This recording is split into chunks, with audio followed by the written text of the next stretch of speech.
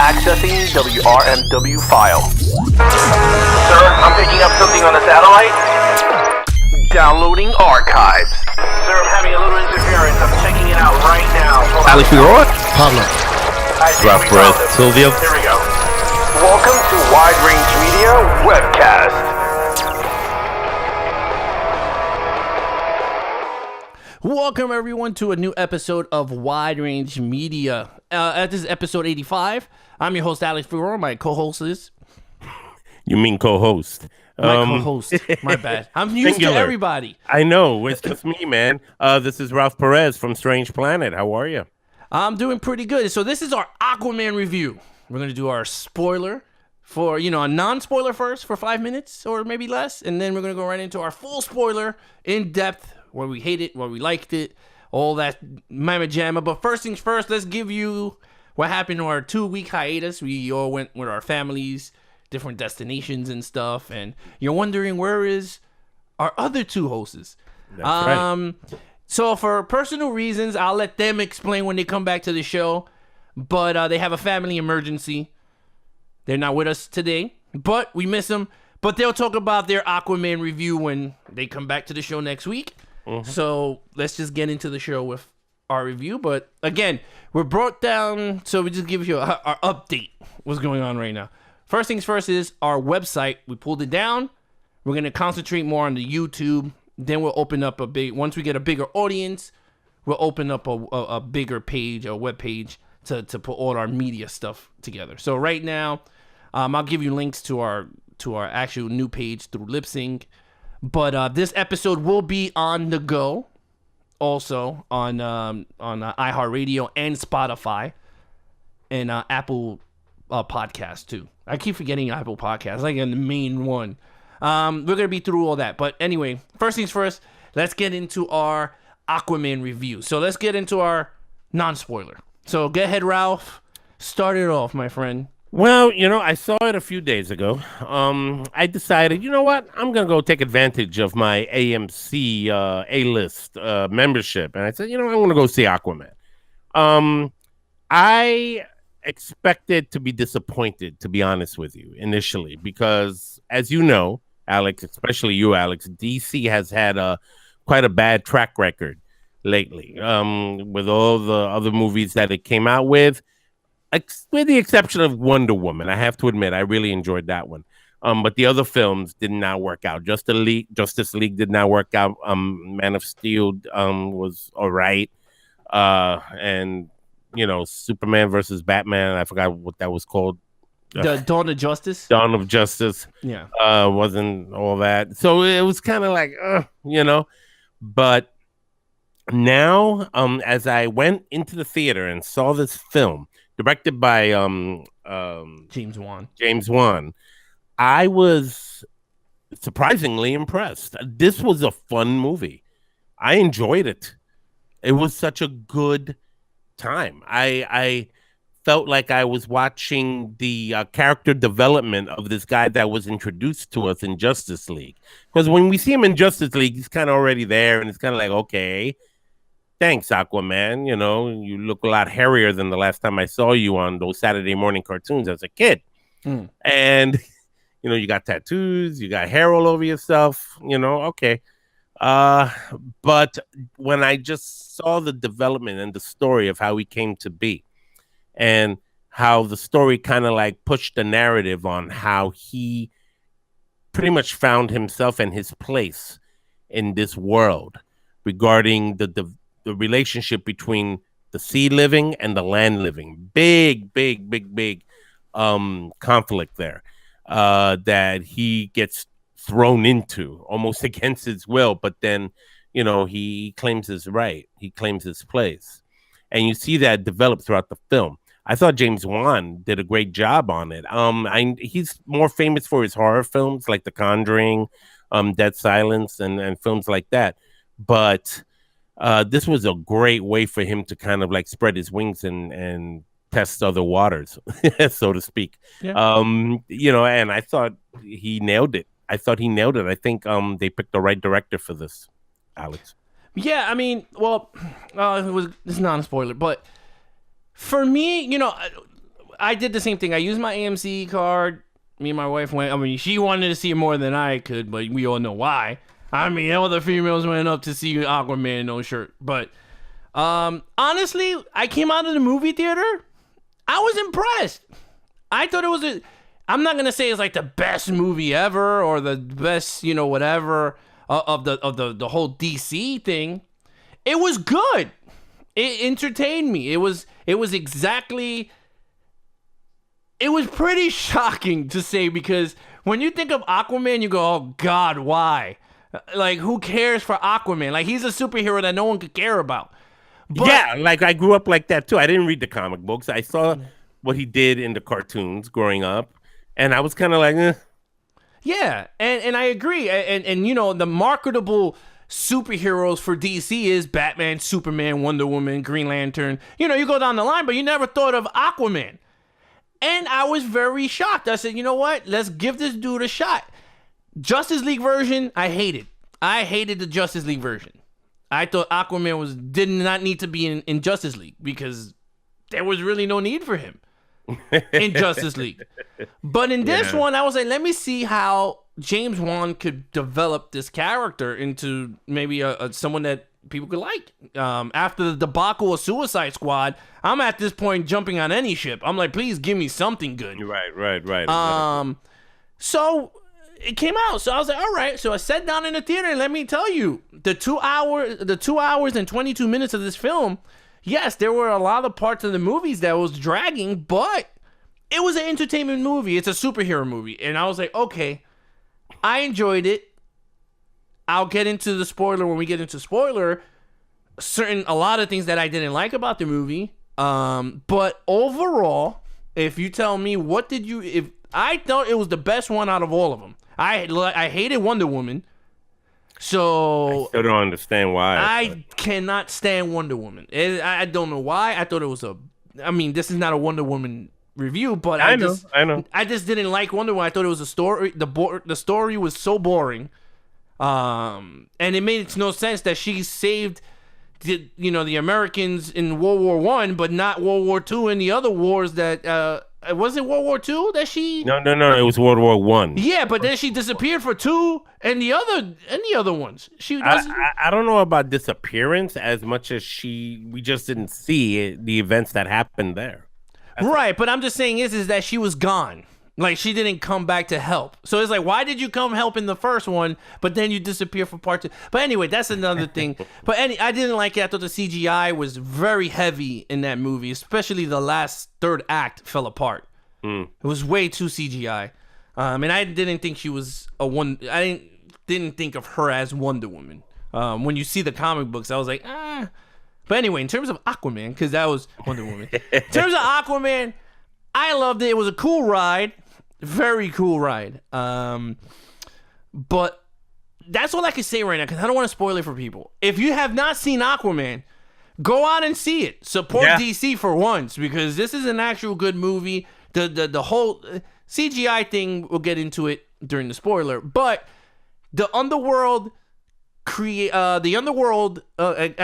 underwater world that James Wan gives you is actually pretty good.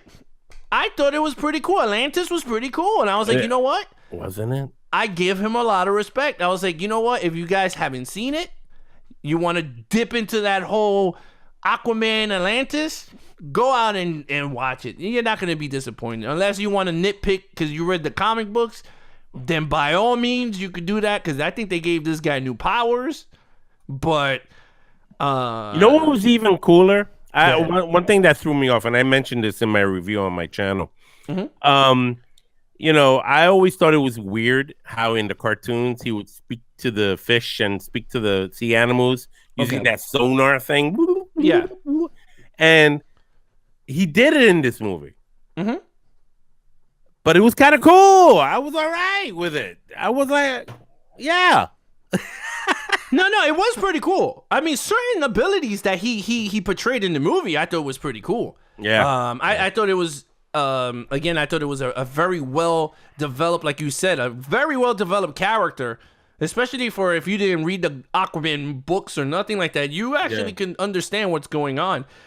And the love story that James Wan portrayed between the mom and the dad. Oh, that was. I'm gonna tell you right now, dude. I was mad emotional, and I ain't going. My eyes were watery, bro. I'm gonna wait for you every day at the dock. At the dock, sunset. But seriously, my eyes got watery for some reason. Like I was just like, wait a minute. Like he gave you a love story, which it didn't have to be in the movie. It could have been straight Aquaman looking for his mama for all we care. I think James Wan is good at that. He's very good with emotions. Even with The Conjuring, he was able to like the relationship between Anne and Lorraine and Ed Warren. You see their bond. Get through the whole issues in those films. So he kind of knows how to like do that. Yes. So he was able to pull it off here too. Yeah, it was. I'm telling you, it was a very well. Like I didn't know what movie I was watching when it was. The whole beginning of the movie, didn't feel like a safe film, really. No, but seriously, if you really sit down and you sit back and you really think about the first 20 minutes of the movie, you really don't think you're watching a superhero movie. Like the love story between the mom and dad, you're like, holy crap! Until these people walked in. I'm not gonna spoil, but until the dudes come out and the Tate Quieto starts going all over the place, I was like, whoa. This dude really like took the love story and then swapped it into a like, bam, we're back to superhero suckers. And I thought it was pretty good. But all right, so let's get into our full spoiler review. Yeah. I'm gonna give you our spoiler alert. That's right, spoiler alert coming in now. Look away, look away, look away, look away, look away. So if you have not seen the movie, please turn it off now and come back later when we you can join us because we're gonna spoil this movie. All right, Ralph. There has to be stuff that you did not like about this movie. Oh, Ben. Oh. So let's get into the bads, and then we get into the really, really, really good. All right. So let's get to the bads. What you did not like about this movie? Give me a minute. All right. Well, I'll do mine first. So I saw the movie on IMAX. Because everyone said that that's the best way to watch the movie. Right. Let me just tell you, the underwater scenes were so blurry because they were so CGI. And it hurt the film. I think Aquaman was... for me, I felt like he's not the superhero they should have did now with this technology. They should have waited till the technology got better for underwater scenes and all that. Or gave it to like James Cameron or someone that knows how to... It was a little bit more crude, right? Yeah, it felt weird when you watch certain scenes. It was blurry. It just felt weird. I was like, this is... Maybe the water was dirty. I don't know what it was. I don't know if they shot it in Hunts Point or was it in the Hudson River or whatever the hell they call it, but... You wouldn't be able... No, if it was out the river, you wouldn't be able to see it. Yeah, you can't see nothing. It was just... you wouldn't be able to see anything. No, but seriously, like, the CGI was not as good. And I felt like the movie was way too much underwater. I mean, I understand it's Aquaman and all that crap. But for me, I felt like the best parts of the movie is when he was in land. Yeah, well, that was easier. Well, right, but I just felt like it was... He honed more the character when he was in land. Or when he did the... Which I still think is the best scene in the movie. Is when he picked up the submarine and went into the submarine. I thought that was the best part of the whole movie. I was like, if you give me this for 2 hours, I'm all up in Aquaman. Like, I'm serious. I'm like, you know what? It was the best mixture of water and land, and it worked. Yeah. And it worked very well. When he picked up the submarine, my jaw dropped because I didn't know how fast and how strong he is underwater until that scene. And then when he got in, you even saw how more strong he is when he's beating these guys. And I was like, wow. I was like, this is pretty cool. I mean, he had corny lines, but I mean, that's every superhero movie. Oh, yeah. You know? But it worked for him. Yeah. It did, actually. It worked. It did, yeah. It did work for Aquaman, and I was happy for it. I was like, you know what? I was like, this is cool. But when it went into the whole tidal wave, hit the town, I said, oh, my God, we went right back into this now. Why? You didn't like the tidal wave scene? It was cool, but it was like I felt like they needed something bigger to draw him back. I mean, yeah, the tidal wave and hitting the father, and then the hot chick came out. Woo!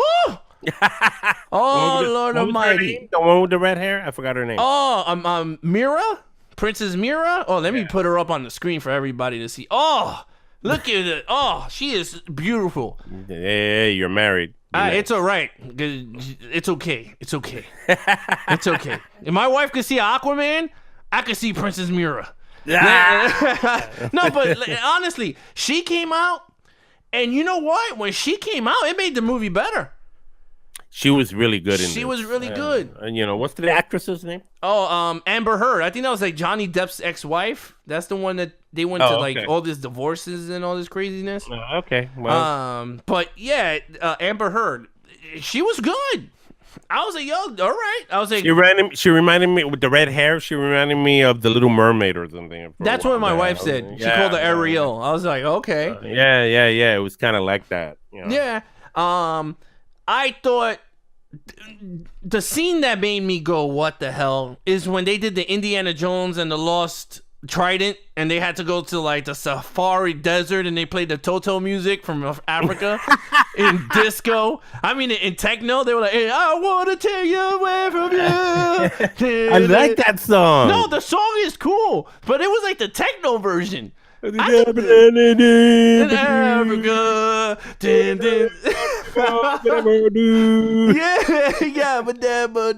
No, but I thought it was weird. Like, they played that music and they in a helicopter in a plane, and I'm like, man, what is this, Temple to Doom? Like, I was like, what are we doing here? And then, well, because there used to be water there.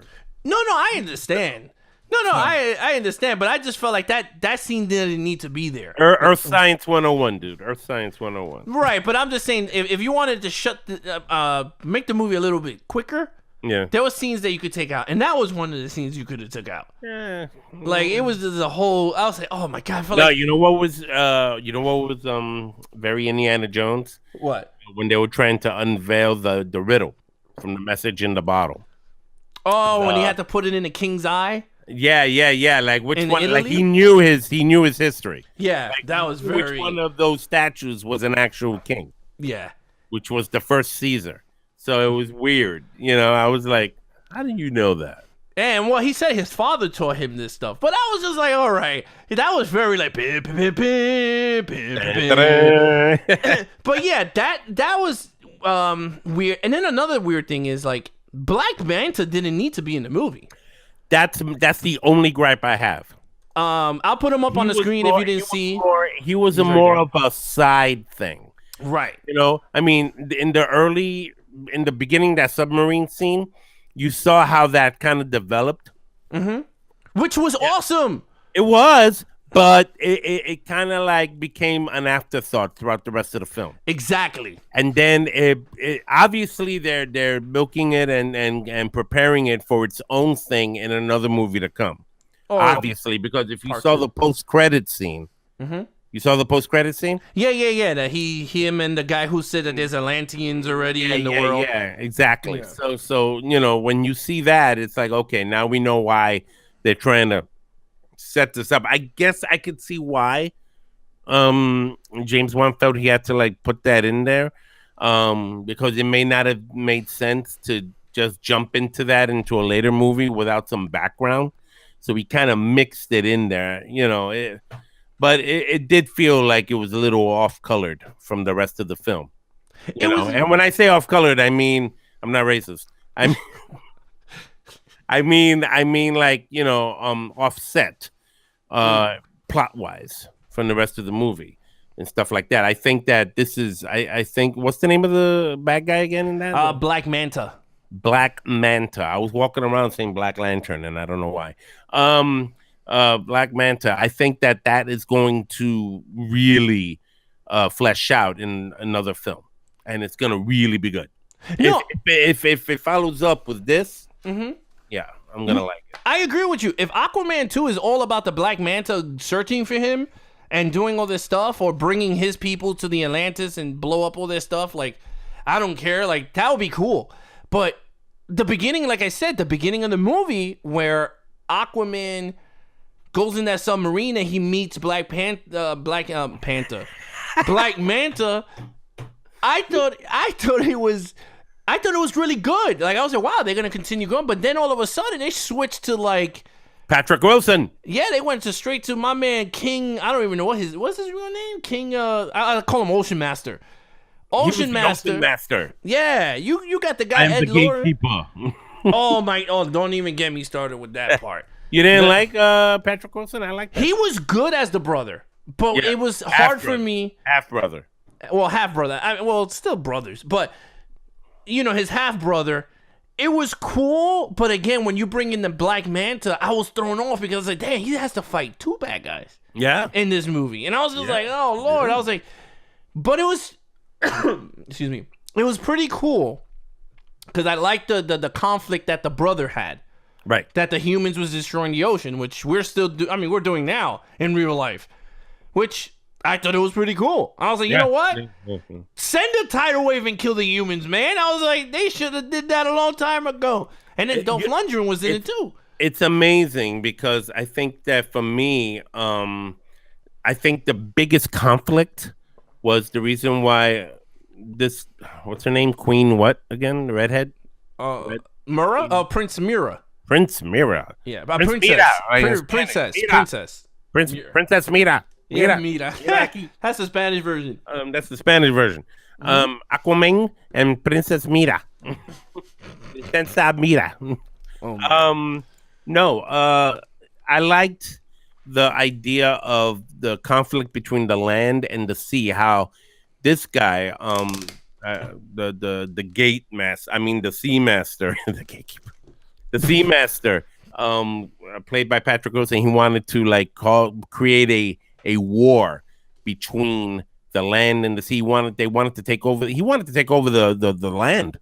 Yeah, but he couldn't even breathe out of water. Have you noticed that? Well, no, he could.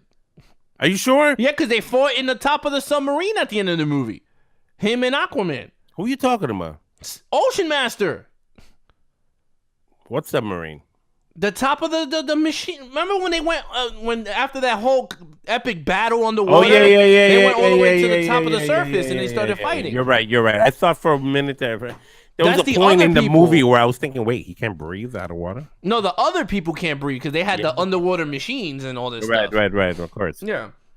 But no, I liked that. She went to Princess Mira. Went to seek him out, Aquaman, to help resolve this. He didn't want anything to do with it initially. Yeah. But as the movie went on, as it progressed, he found his place in it. And I like that. I felt like, claim your destiny, claim your throne. You are now the Ocean Master. Yeah. Right? He's the Ocean Master now, right? No, he's the king of Atlantis. Oh, he's the king of Atlantis. Yeah, he's I think he's now the king of the seven seas because he has that trident that controls the whole sea. Right, he had to get the trident from that monster. Yeah. Oh my God, tell me that was not Ghostbusters.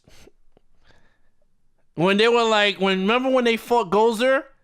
And she was like, I am Gozer, the blah, blah, blah, the Carpathian. And he's like, are you a god? And he's like, no. It was the same thing. No, you know what it reminded me of? It reminded me of when Doctor Strange fought that creature in space, and he had to Bazuzu or whatever the heck he was, that he had to come and offer him a deal, and he kept on looping time. Oh yeah, it was driving him nuts. Remember that? Yeah. At the end of Doctor Strange, that's what it reminded me of. Yeah, it just, I don't know, for some reason it reminded me of Ghostbusters because she was like, are you a king? And he goes, I am no one. I'm like, yeah, it was the same thing as Ghostbusters. Are you a god? And he said, no. So you die. And it's like, And then he showed him what he did, and he was like, I am, no one has ever done this before. Oh, yeah. You know who's the voice of that animal? Of that creature? No. Judy Andrews from The Sound of Music. You gotta be joking. No, that was her. Really? Yeah. She was that character that he was talking to her. Mary and she was Poppins? Yeah. How crazy is that? She was like, doe, a deer, a female. Yeah. He was like, no. So, God, she must be that old then, because I guess that was she the is sound old. of an old woman, huh? Well, no, they did all these sound effects in her voice. Oh my God. To mask it.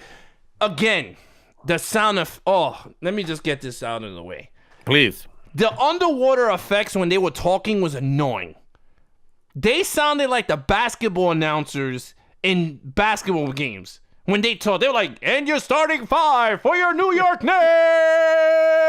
Yo, you have to admit that fight scene in the stadium between Aquaman and Ocean Master? Aquaman and Ocean Master, Yeah. that was funny. It was funny. That was funny. But every time they talked, it was like an echo or a reverb. I mean, I know it's just supposed to simulate underwater, but it was horrible. Because they were able to, they explained the story that how after they managed to learn how to evolve and to even breathe and speak underwater. You know, how water carries sound waves to that extent is almost physically not good. No, right. I mean, I agree. You know, like it doesn't, that's not quite accurate, but okay, for the story's sake, I get it. Right, and it's funny, but like I said, like it did not work. It just sounded horrible because when they were giving actual speeches, I just started thinking that the basketball team is going to come out at the end of the thing, and I was like, this is god awful. All right. But like again, I'm not going to nitpick at everything because it's Aquaman. I mean, I think personally, I mean, you found something. I have a hard time finding really anything bad. I really don't. I'm really having a hard time with that because I really liked it. It was great. You know, the story was deep and it was good and it drew you in and you felt for almost every character. I even felt for Black Manta. I'm like, damn it, his father died. Of course he wants revenge. You know, it was like that. Yeah. Like I felt like, okay, I get where he's coming from. I get where the Ocean Master's coming from. I get where Aquaman's coming from. I get where Queen Mira's coming from. You know, Mira eso. You know, I it's like here's somebody we haven't mentioned. Dolph Lundgren? Huh? Dolph Lundgren? You got Drago underwater. He was one of the kings too. That was Drago? Yeah, that was Dolph Lundgren. He was Princess Mira's father. You know he was gonna he's gonna be at the Monster Mania horror convention in Cherry Hill in March, right? We'll talk about that because I do want to go to meet him. I want to go. No, but this guy was there too. William Dafoe. He was good. He was good. You know what's funny? That was the first role I ever saw him that he didn't play a bad guy. You know, it's funny. My wife kept calling him Green Goblin when she was telling me about the movie. Yeah, she was like, "Oh, Green Goblin was good." I was like, "But he's not Green Goblin." And you saw how they tried to make a young version of him. Yeah. When they were showing him training Aquaman when he was a kid, when he was a teenager and stuff. I like that. I know. I thought that was cool. Like the whole flashbacks were good. They keep bringing back. They've been doing this a lot with all these older actors. They like when they do flashbacks and use them, but then they make their faces look young again. Well, that's Pablo's thing. Remember, Pablo loves the de-aging process. Yeah. You know, Pablo loves that thing. I mean, he wants Indiana Jones to be de-aged for No, that ain't gonna work. Why does Indiana Jones look so young and he's killing over in a heart attack? Yeah, I mean, well, but look, other than that, what makes this whole thing crazy about Aquaman? We could dissect the movie as much as we can, what we liked, we love. Again, Pablo, Ralph liked it. I mean, loved it. I liked it, and I thought it was the best one out of all the DCs. Arguably. I mean, I kind of like put it up there. Wonder Woman is right almost there with it, for me. In terms of replay value, this is the way I start looking at these movies now. Okay. Replay value. Because you could like a movie and you go, oh, I love this movie, but you're really going to sit down and watch it again? Like Infinity War, Captain America Winter Soldier, Iron Man 1? I would, I would see that. No, that's exactly. Now, when you go to DC, you could go Man of Steel? No. How many times would you see Man of Steel? A handful of times. I think I seen it like 4 times. Then you got Batman versus Superman, which was god awful. I saw it at least 3 times. But did you see the 3-hour version? No. All right. So then you have, Suicide Squad I saw once. Never again. And then Wonder Woman I saw it twice because I saw it in the theater, and then when I brought it, I saw it, and then I never touched it again. And then Aquaman, I'm going, you know what? I saw it in the theater. Of course, I'm gonna watch it because my wife is gonna run and rewatch it. Yeah. Am I gonna sit there and go? No, I'm not. I'm not gonna see it again. You're not gonna see it again. I think it's so visually stunning. It is. And I enjoyed the chase scene in Italy. So like those were cool scenes. Yeah. But in terms of sitting for another 2 hours and 22 minutes of blurry CGI, I can't sit through that. And I'm like, when you compare, and I don't want to compare Marvel to DC because it's bad to do that. But when you see like Infinity War, where they have like 30 characters, and you can see it over and over and over and over and over and over again. Whereas DC, I can't sit through a movie. Like Justice League is god awful. I put 5 minutes in and I shut it off. Try to give it a chance, and I was like, I can't. But anyway, in terms of the Aquaman, what really shocked me was the box office numbers. Let me put this up for everyone. Yeah. Look at this. At the time that I screenshotted this for our podcast, for our webcast, it went up. It's at 266 million domestic. What about worldwide? Worldwide is at 963 million. It's about to hit $1 billion, and it's the first DC movie that's about to reach $1 billion. The first. Yeah, says a lot. That says a lot. Yeah. It says a lot. That James Wan, whatever he touches is gold. I mean, think about it. Will James Wan come back for part 2? We don't know yet. He hasn't greenlighted it. We don't know. He hasn't said yes or no. But if I go through this quick before we end the show, is Wonder Woman ended her role at 821 million worldwide. So she was the highest worldwide in the DC, and now Aquaman. That's kind of like what I'm trying to say. Like I know you didn't like Wonder Woman too much, but I think the reason why it's kind of crawled up there like that, close to Aquaman's current money intake is because it was a good story. I liked it.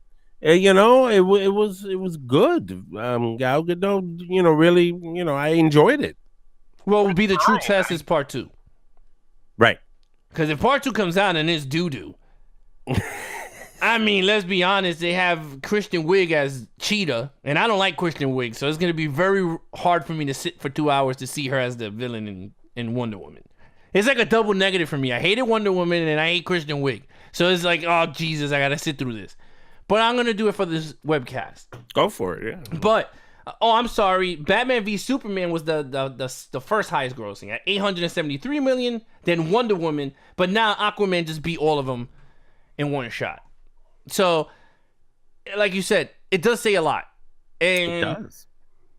Are they going in the right direction? Is Aquaman going to be the one to start it? I don't know. Because remember, Aquaman, as good as the movie was, Aquaman's Aquaman, but Batman is Batman. Superman is Superman. No, I understand. It's funny because, that's the irony, isn't it? This is a character that was always undermined and was very underestimated all these years. Growing up, I was like, oh, Aquaman, that's fun. Oh, that's his power. He talks to fish. Great. That's all I did. That's all I thought, But now this movie has given me a whole new look, a whole new perspective. Then I'm like, yo, snap. This guy is a force to be reckoned with. He's the king of Atlantis. I will predict this, and I will say this.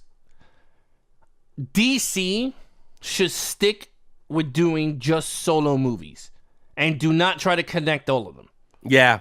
Stick with Aquaman, do Aquaman 2. And if you want to throw... Because there was no Easter eggs in this movie. No. I did not see no Easter eggs. And I always look for them. Nothing. So there was no Easter eggs that I know in this movie. I think they need to do that for quite a while, yeah. I think Batman should have his own movie again. I don't think this guy's coming back, though, right? Or is he? I don't know if... I said Bruce Wayne. Ben Affleck, I don't know if he's coming back. I hope he does because he's my favorite one.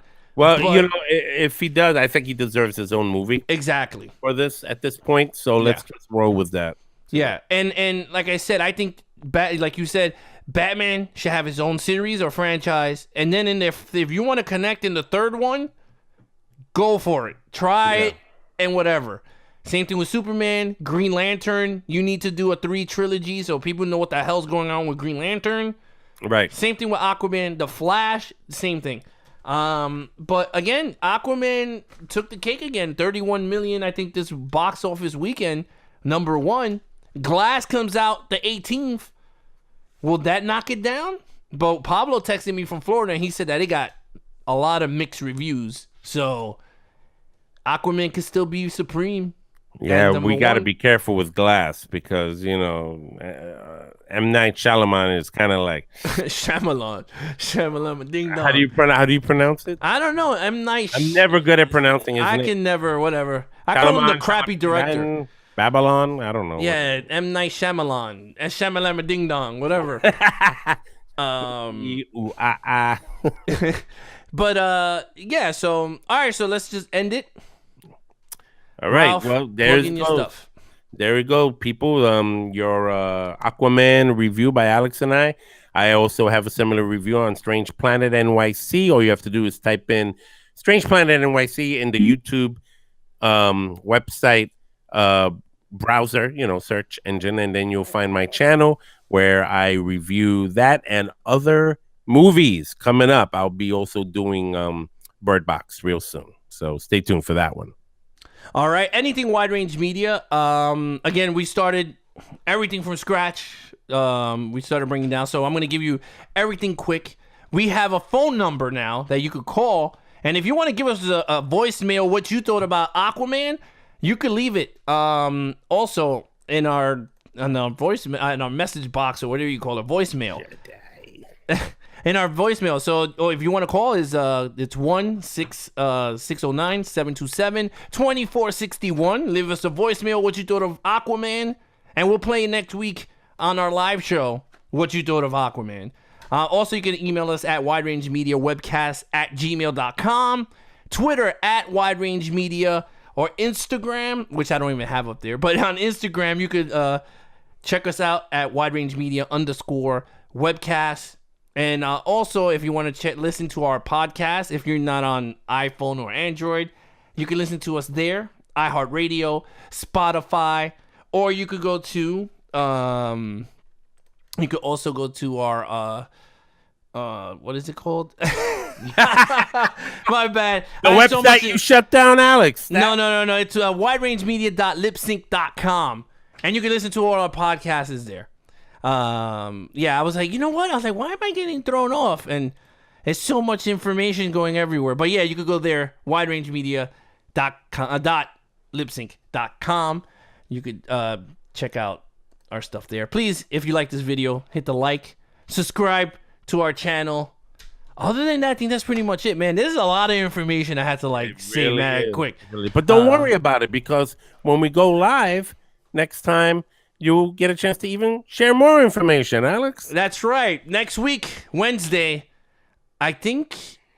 Next week, Wednesday. What day is that? I'm trying to figure out. Is that the 16th? The 16th. We're going live on my birthday.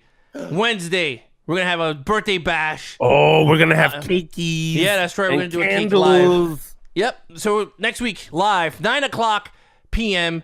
Again, if you want the phone number, it's 609-727-2461. Please leave us a voicemail on Aquaman, what you thought of it. We'll play it live next week. Again, I'm Alex Figueroa, and this is...